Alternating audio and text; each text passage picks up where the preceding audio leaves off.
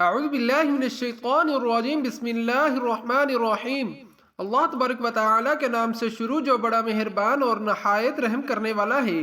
پیارے دوستو، جہنم کے اندر اللہ تبارک و تعالی نے کافروں، مشرکوں اور گناہ گاروں کے لیے طرح طرح کے ہولناک عذابات تیار کر رکھے ہیں کہ جن عذابات کو برداشت کرنے کی کوئی بھی انسان طاقت نہیں رکھتا۔ کیا آپ جانتے ہیں کہ جب جہنمیوں کو جہنم کے اندر طرح طرح کے دردناک عذابات دیے جا رہے ہوں گے اور جہنم کی آگ اور شدت کی وجہ سے جب جہنمیوں کو بھوک اور پیاس لگے گی تو جہنمیوں کو کھانے پینے کے لیے کیا دیا جائے گا، اور جہنمیوں کو جہنم کے اندر کون کون سے خوفناک کھانے اور مشروبات کھلائے اور پلائے جائیں گے۔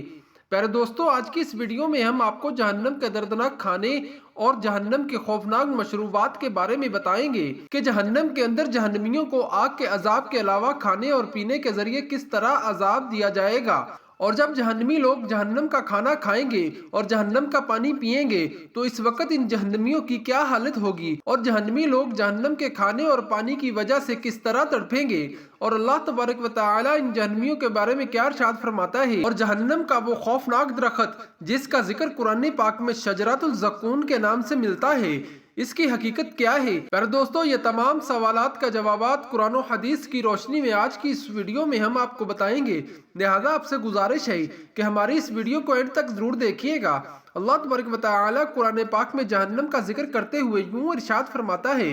اور جہنم کو دیکھتے ہی کافروں کے چہرے سیاہ ہو جائیں گے اور جہنمی عذاب سے تنگ آ کر موت کو طلب کریں گے، لیکن ان کو موت نہیں آئے گی۔ جہنم کی آگ نہ زندہ چھوڑے گی اور نہ مرنے دے گی، اور جہنم کی آگ لوگوں کو چکنا چور کر دے گی۔ پیارے دوستو، جب بروز قیامت اللہ تبارک و تعالی کافروں، مشرکوں اور گناہ گار لوگوں کے لیے جہنم کا فیصلہ فرمائے گا تو ان لوگوں کو جہنم کے دردناک عذاب کے اندر ڈال دیا جائے گا۔ اس وقت جہنمیوں کو آگ کا لباس پہنا دیا جائے گا اور جہنم کی آگ سے ان کا بستر تیار کیا جائے گا، اور اسی جہنم کی آگ سے ان کی چھتریاں اور کناتیں تیار کی جائیں گی کہ جس کے اندر جہنمی لوگ رہیں گے، اور اسی جہنم کی آگ سے جہنمیوں کے لیے آگ کا فرش بنایا جائے گا۔ پیارے دوستو، حضور اکرم صلی اللہ تعالی علیہ وآلہ وسلم نے جہنم کی خوفناک شکل و صورت کے بارے میں ارشاد فرمایا کہ قیامت کے دن جہنم کو اپنی جگہ پر لایا جائے گا تو اس کو 70,000 لگامیں لگی ہوں گی اور ہر لگام کو 70,000 فرشتے کھینچتے ہوں گے۔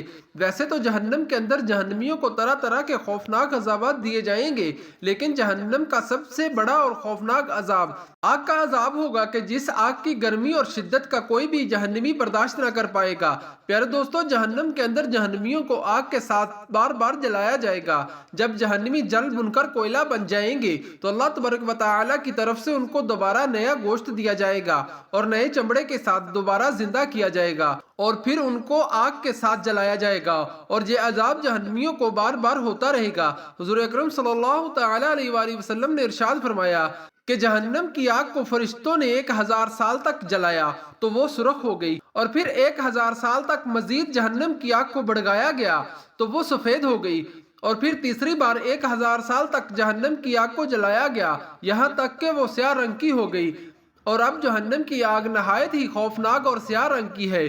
حضور اکرم صلی اللہ تعالی علیہ وآلہ وسلم نے ارشاد فرمایا کہ جہنم کے اندر ایک آگ کا پہاڑ ہے جس کی بلندی 70 سال کی مسافت ہے۔ اس پہاڑ کا نام صعود ہے۔ جہنمی لوگوں کو اس پہاڑ پر چڑھایا جائے گا۔ جب جہنمی لوگ 70 سال بعد اس پہاڑ کی بلندی پر پہنچیں گے تو ان جہنمیوں کو دوبارہ نیچے گرا دیا جائے گا، تو پھر ان کو اوپر سے نیچے گرا دیا جائے گا یہاں تک کہ وہ 70 سال کی مسافت میں نیچے پہنچیں گے، اور یہ عذاب ان کو اسی طرح ہوتا رہے گا۔ روایات میں آتا ہے کہ کچھ جہنمی ایسے ہوں گے کہ جن کے سروں کو پتھروں کے ساتھ بار بار کچلا جائے گا، اور کچھ جہنمیوں کو جہنم کے اندر سانپ اور بچھوؤں کا عذاب دیا جائے گا، اور کچھ جہنمی ایسے ہوں گے کہ جن کے جسموں کو آگ کی کینچیوں کے ساتھ کاٹا جائے گا۔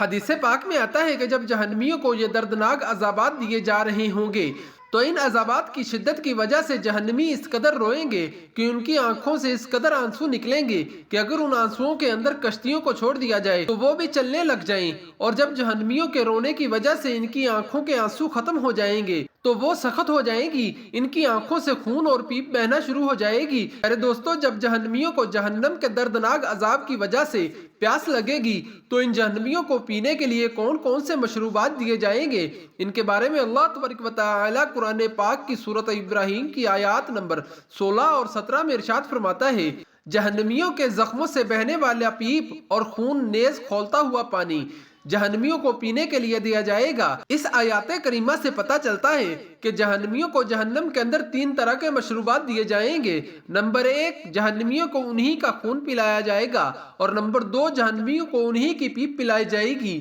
اور نمبر 3، جہنمیوں کو جہنم کے اندر کھولتا ہوا خوفناک پانی پلایا جائے گا۔ حدیث پاک میں آتا ہے کہ جہنم کا پانی اس قدر گرم اور گندا ہوگا کہ جب وہ جہنمی کے چہرے کے قریب لایا جائے گا تو اس جہنمی کے چہرے کی کھال پگھل کر گر جائے گی، اور پھر یہی گرم پانی جہنمیوں کے سروں پر ڈال دیا جائے گا، اور جب یہ پانی جہنمیوں کے پیٹ میں جائے گا تو ان کے تمام اعضاء کو ٹکڑے ٹکڑے کر دے گا، اور جہنمیوں کے تمام اعضاء ٹکڑے ٹکڑے ہو کر ان کے قدموں پر گر پڑیں گے، اور جہنمیوں کو جہنم کے اندر غساق کا پانی پلایا جائے گا۔ غساق ایک ایسا بدبودار پانی ہے کہ اگر اس پانی کے ایک ڈول کو دنیا کے اندر ڈال دیا جائے تو پوری دنیا بدبودار ہو جائے۔ پیارے دوستو، جب جہنمیوں کو جہنم کے اندر بھوک لگے گی تو ان کو کانٹے دار زقوم کا درخت کھلایا جائے گا۔ زقوم جہنم کے اندر ایک ایسا کانٹے دار اور زہریلا درخت ہے کہ جب یہ دوزخیوں کو کھلایا جائے گا تو یہ ان کے حلق میں پھنس جائے گا، جس کی وجہ سے دوزخیوں کا دم گھٹنے لگے گا، تو وہ پانی مانگیں گے اور ان کے سامنے اتنا گرم پانی پیش کیا جائے گا